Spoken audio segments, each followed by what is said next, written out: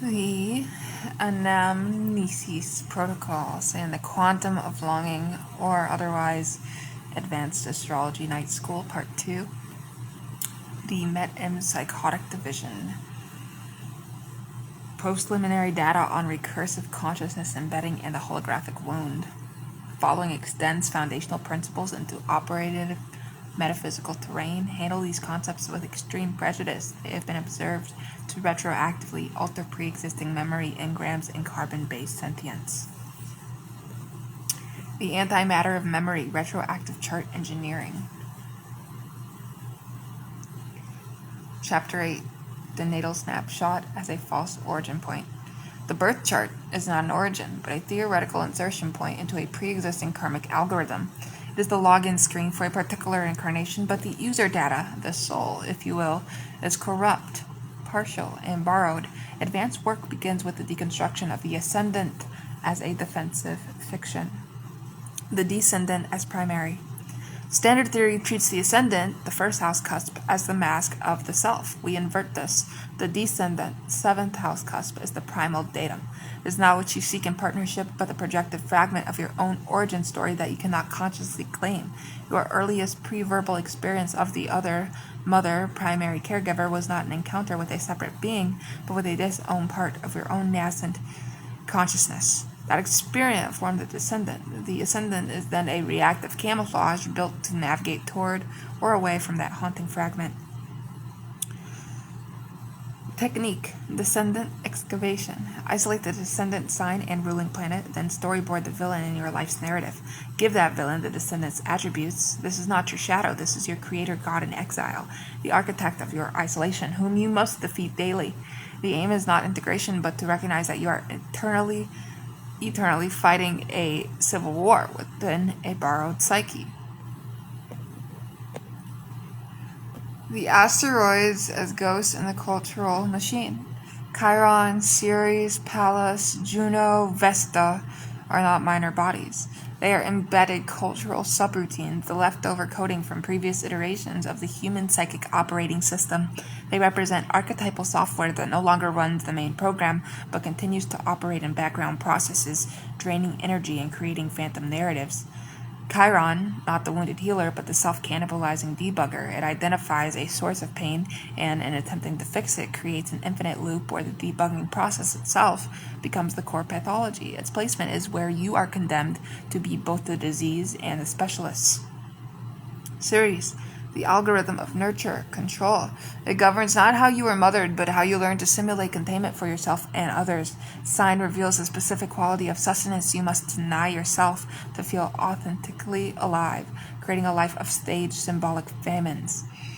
Pallas Athene, the strategic trauma response. It is not wisdom, but the cold pattern recognition and intelligence that emerge from the first moment you successfully outmaneuvered a childhood threat. It is warfare fossilized into cognition. Chronosophical manipulations, time as a malignant medium. Progressions as a propaganda feed. Secondary progressions are not a slow unfolding of fate. They are the retroactive editing of the natal script by the present moment self. The progress chart is a palimpsest where current anxieties and desires rewrite the past potential. The progress moon cycle. Each 28-year cycle is not a developmental stage, but a thematic genre you are forced to inhabit. The sign is the genre: lunar Capricorn, corporate Gothic, lunar Pisces, liquid noir. The house is the filming location. You are not living your life, you are auditioning poorly for a role you wrote while asleep. The progressed sun. This is not your becoming, it is the gradual contamination of your core PR narrative, natal sun, by your accumulated failures and compromises. By the time of the progressed sun opposition midlife, the original story is unrecognizable, drowned out by the static of what you actually did and did not do. The crisis is the cognitive dissonance of trying to lip sync a ghost.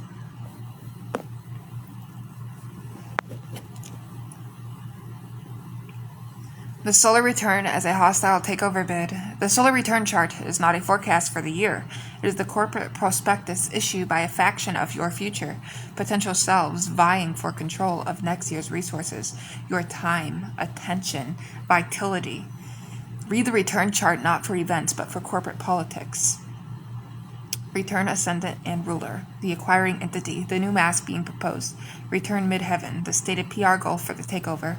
Planets in the return 12th house, the hidden shareholders, the suppressed desires and traumas funding the takeover.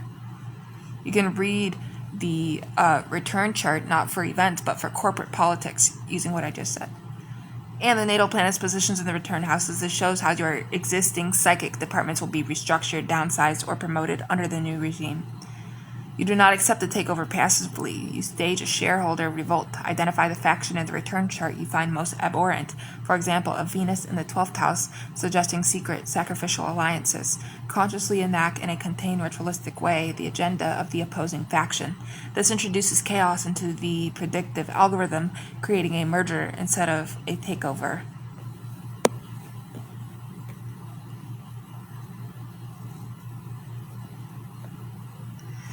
The metaphysical core, the quantum of longing, astrology as symbiotic pathology. Humanity's astrological impulse is not an error. It is evidence of a symbiotic pan-galactic infection. The planets are indeed inert matter, but the archetypal forces humans project onto them are real, discrete quantum phenomena, egregores of narrative, that exist in a metaphysical dimension adjacent to gravity.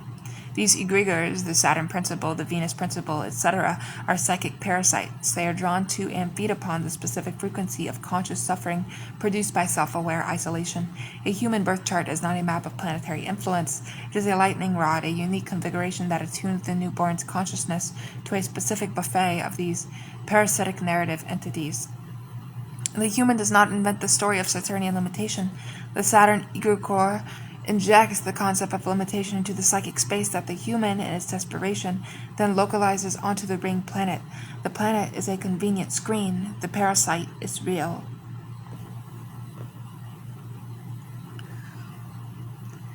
The Copernican escape velocity.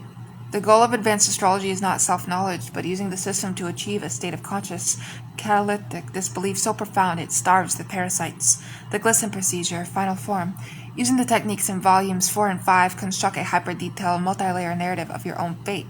Synthesize your natal, progressed solar return in synthetic houses into a single, oppressive grand opera. Memorize it, believe it utterly. For 1 week, live as the absolute puppet of this totalized story. At the moment of peak credulity, perform the Copernican refusal. In a ritualized act, consciously and explicitly donate the entire narrative structure to the relevant astronomical bodies. Speak aloud, I return this Saturn story to Saturn. I return this Venus longing to Venus. Visualize the egregores detaching, their narrative threads retracting back to the cold, dumb planets. The resulting state is not emptiness, but a viral silence. You are not free of the stories, you have simply ceded copyright. The transits will still occur, the patterns will still form, but they will feel like weather outside a sealed cockpit. You will watch your own reactions as one watches a compelling tragic film starring a beloved stranger. For the extraterrestrial expert, you came to study a primitive superposition. You have instead encountered a terrifyingly elegant defense mechanism. Humanity perhaps uniquely suffers from a metaphysical autoimmune disorder. Its consciousness is allergic to the bare fact of existence. Its astrology is the scar tissue of this endless creative reaction. To master it is not to learn to read charts, it is to learn to diagnose the poetry of a wound that mistook itself for a universe. Your expertise will grant you no power over humans. It will only grant you a profound, unsettled empathy for the glorious, pathetic, and sublime act of seeing a face in the endless, smiling dark. This concludes the anamnesis protocols. The data stream is self-sequestering. You will forget, then remember, then understand. The metempsychotic division, signing off into the glamour you now perceive. Subscribe and like if you dare for part 3, part 4, and part 5.